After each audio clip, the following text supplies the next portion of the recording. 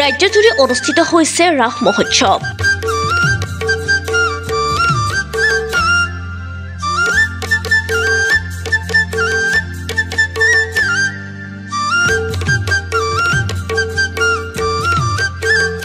সমান্তৰালকৈ অনুষ্ঠিত হৈছে পলাশবাৰীয়া ৭৮তম ৰাস মহোৎসৱ।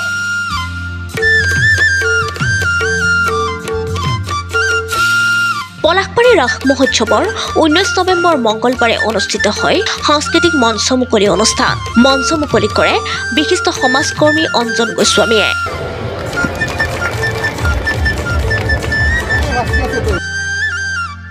সাংস্কৃতিক মঞ্চৰ বন্তি প্ৰজ্বলন কৰে ৰাষ্ট্ৰীয় বঁটাপ্ৰাপক শিপিনী ললিতা দেৱী জৈনে।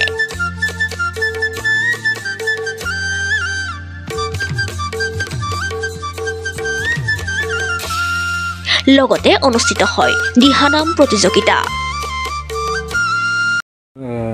দক্ষিণ পাৰৰ পলাশবাৰী ৰাস মহোৎসৱ দক্ষিণ কামৰূপৰ এটা ঐতিহ্যমণ্ডিত অনুষ্ঠান আৰু এই অনুষ্ঠানটো আমি আয়োজন কৰিবলৈ যাওঁতে প্ৰায় ৩-৪ মাহ আগৰ পৰা আমি প্ৰস্তুতি কৰোঁ আৰু অকল ৰাস সমিতিয়ে নহয়, এই অঞ্চলবাসী ৰাইজৰ এটা হেঁপাহৰ উৎসৱ এইটো।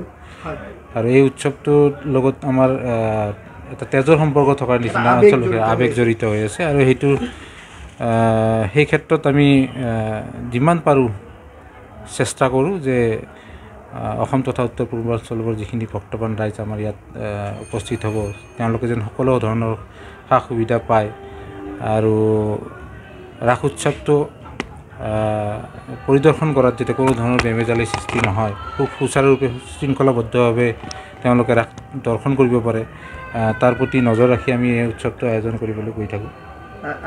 নহয়, অকল আমি কমিটিও এই ক্ষেত্ৰত হতাশ হৈছোঁ, কাৰণ কি আমি ২০২২ চনৰ পৰা আমি এটি ৰাস মন্দিৰ নিৰ্মাণ কৰি আছোঁ। প্ৰায় ২৫০ কোটি টকা বাজেট নিৰ্ধাৰণ কৰি আমি এই মন্দিৰটো নিৰ্মাণ কৰি আছোঁ আৰু ইয়াৰ যিটো এই বাজেটৰ টকাটো আমাৰ সম্পূৰ্ণ এই উপহাৰ কুপনৰ পৰাই আহে। তো এইবুলিও আমি সেই হেঁপাহেৰে এই উপহাৰ কুপনখন আয়োজন কৰিছিলোঁ, কিন্তু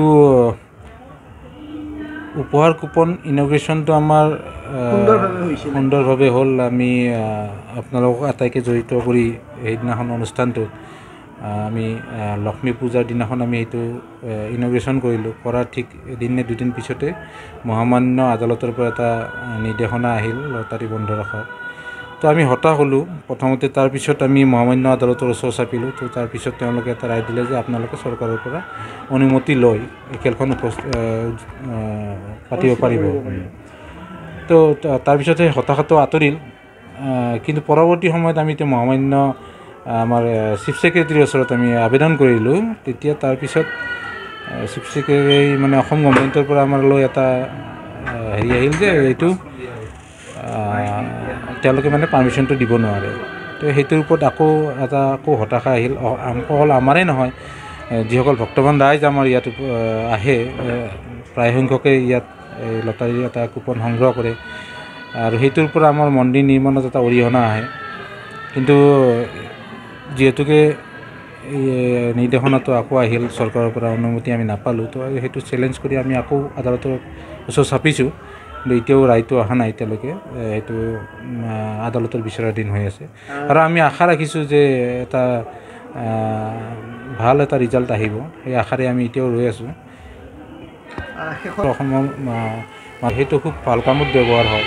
অকল আমি ধৰক ৰাস মন্দিৰ নিৰ্মাণৰ কামত ব্যৱহাৰ কৰিছোঁ, লগতে অন্যান্য সামাজিক কামত আমি ব্যৱহাৰ কৰোঁ। ঠিক তেনেকৈ হাউলিও কৰে বা অন্যান্য ৰাস মহোৎসৱসমূহ কৰে।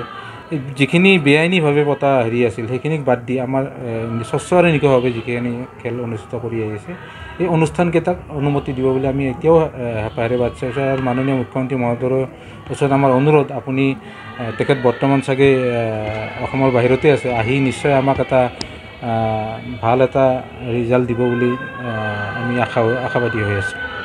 কুসুম হোটেল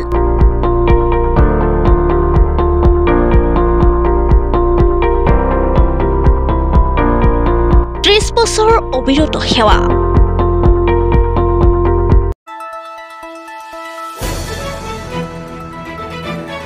দ্য নিউজলেণ্ডছ অবিৰত তথ্যানুসন্ধান, আপোনাৰ সেৱাত খবৰ সন্ধান।